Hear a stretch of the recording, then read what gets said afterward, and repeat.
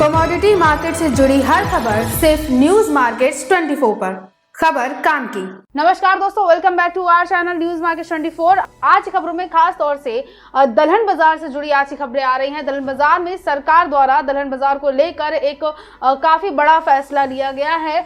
विस्तार से इस फैसले पर और इसकी वजह से किन दालों पर कितना असर देखा गया है, कितना इम्पैक्ट पड़ा है सरकार के इस कदम का, सारी चीजें बताएंगे। इसीलिए हमारे साथ जब खबर में एंड तक जरूर बने रहिए। तो भारत ने खास तौर से तुअर और उड़द दाल पर शुल्क मुक्त आयात 2025 तक बढ़ा दिया है। कीमतें कम हो गई हैं और बाजार की गतिशीलता को इसकी वजह से काफी ज्यादा बढ़ावा मिला है। भारत सरकार ने घरेलू आपूर्ति को मजबूत करने के लिए और मुद्रास्फीति को कम करने के लिए उड़द दाल और अरहर की जो दाल है उस पर शुल्क मुक्त आयात की रियायतें मार्च सन 2025 तक बढ़ा दी हैं।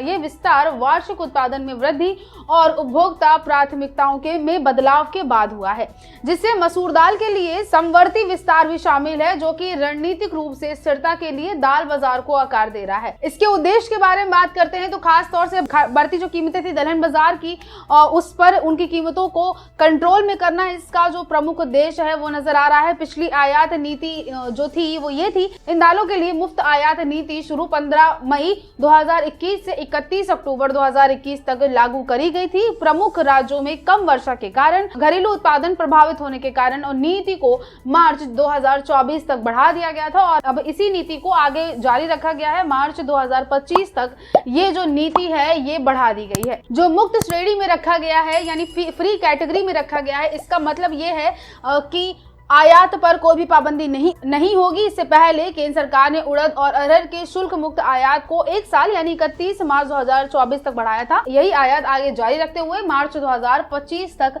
बढ़ा दिया गया है। कृषि मंत्रालय के दूसरे आरंभिक अनुमान के अनुसार फसल सीजन 2022 से 23 में अरहर का जो उत्पादन था वो 36,66,000 टन होने का अनुमान था, जबकि फसल सीजन 2021 से 22 में उत्पादन 42,20,000 टन का हुआ था। उड़द का इसी तरह से फसल सीजन उत्पादन 2022 से 23 का था 26,82,000 टन का उत्पादन का अनुमान था, जबकि इसके फसल सीजन उत्पादन 27 से 76 लाख टन का हुआ था।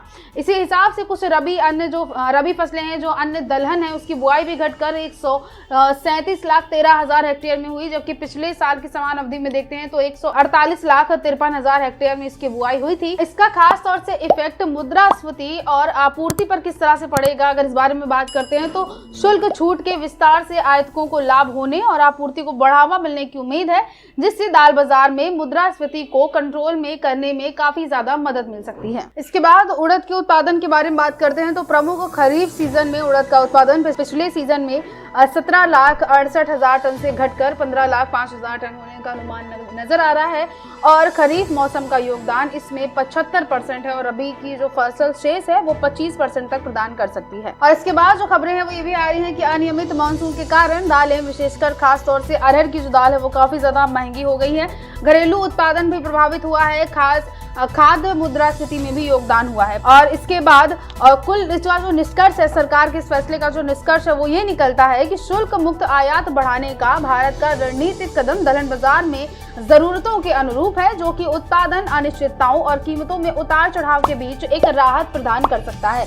आयात के लिए अनुकूल मौसम को बढ़ावा देकर सरकार एक मजबूत दाल बाजार सुनिश्चित कर सकती है, आपूर्ति अंतराल और मुद्रास्फीति के दबावों में भी सुरक्षा प्रदान कर सकती है, जिससे अंततः कृषि व्यापार के उभरते परिदृश्य में उपभोक्ताओं और आयातकों दोनों को ही लाभ मिल सकता है। तो आज की खबरों में सिर्फ इतना ही। वीडियो अगर आपके लिए यूजफुल होता है तो आप वीडियो को लाइक जरूर कर दीजिए और अपना फीडबैक कमेंट सेक्शन में हमें जरूर दीजिए। मिलते हैं आपसे अगली खबरों के साथ, तब तक के लिए स्टे हेल्दी, स्टे सेफ।